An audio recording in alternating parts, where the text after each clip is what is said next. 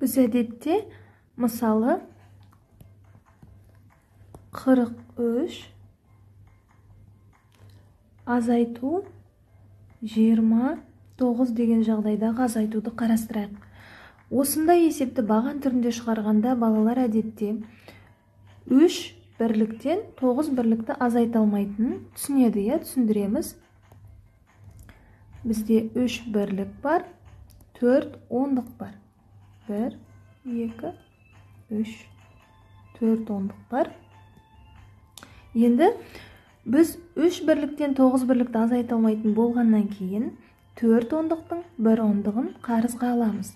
Сол кезде балалар 1 қосу 3, 4 деп қателесіп жатады. Сондықтан оны түсіндірген кезде 1 ондығын мына жаққа қарай сыйлаймыз деп айтамыз, бірлікке қарай.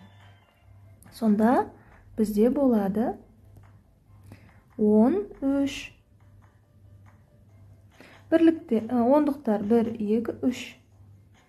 3 ондық қалды. 13-тен 9-ды азайтамыз. 4. 3 ондықтан 2 ондықты азайтсақ 1. 14 болады.